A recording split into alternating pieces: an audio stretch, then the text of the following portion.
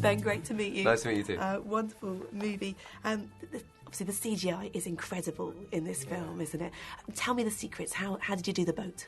The boat they built. They didn't CGI hardly anything. They built the boat. It's a real boat? To scale, and they put it on a peninsula on Cleveland Point in Australia. So we had water on three sides, but it was on a gimbal, so they could move it any which way they wanted. So I think the director talked to everyone who'd ever made a boat movie, and they all said, "Don't film on the water, film on the land. It's safer and better." But they obviously filmed the trawler ship going on the waves, and then they sort of enhanced the trawler to look like the Dawn Treader for the wide shots, but all the close-up stuff were actually on land, and then they disassembled the boat and rebuilt it in a studio with blue screen to do the last sequence with the dragon and the sea serpent. So they did it both ways, but it was magical. They built this whole beautiful thing exactly like you see it there. And which scenes were the most memorable for you to film, and which ones surprised you when you watched the film back? Well, the very rewarding is doing that sort of sea serpent dragon stuff at the end, because you're looking at a laser pointer on a big blue screen, and you can't get off the boat until lunchtime, and you're kind of just a bit irritated because you're not quite sure what it is you're supposed to be looking at, and you've got a massive harpoon and it's raining and you feel magnificent, and then you throw it at nothing, and you're trying to get kind of revved up and trying to imagine it all day. It hurts your brain. But when you finally see that in 3D with the gnashing teeth of the serpent and the golden dragon, kind of smashing into it, and fire is amazing. But I really enjoyed all the sort of choreography of the other little fight scenes as well earlier in the film, where it's kind of me with swords or fighting in handcuffs or with a rock or whatever it happens to be. I really enjoyed all that stuff this time because I had a lot of time to kind of train and to learn all the choreography and everything.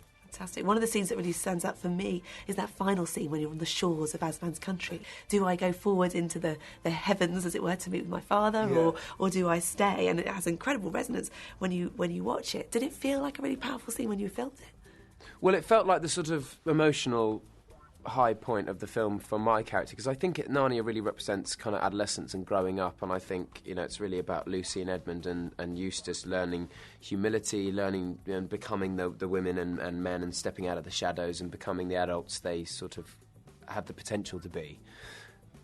Caspian's been through that a lot in the previous film, but he's still got this chip on his shoulder. He's still got this kind of nagging doubt about whether he deserves to be a leader and how to be a good king, and he craves that kind of male role model which he hasn't had, by having a murdered father, and he gets the opportunity and has the temptation to go cross into Aslan's country and see his father. But I think he realises that actually the best way to honour his father is by living up to the legacy that he's left him and be the best king that he can be for the duration of his life, which is what he realises and learns. Just giving it away.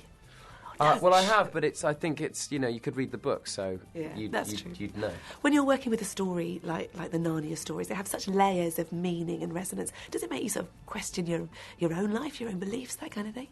I think on days that you're filming a scene like that, it certainly makes you question what is important to you. I think all best stories and films and theatre and books are all about perspective. They're all about our place as humans in the world and how significant or insignificant we may feel at any given point. And I think that's the nature of what being alive is. Questioning being alive, basically. And I think days like that can sometimes make you kind of focus on it.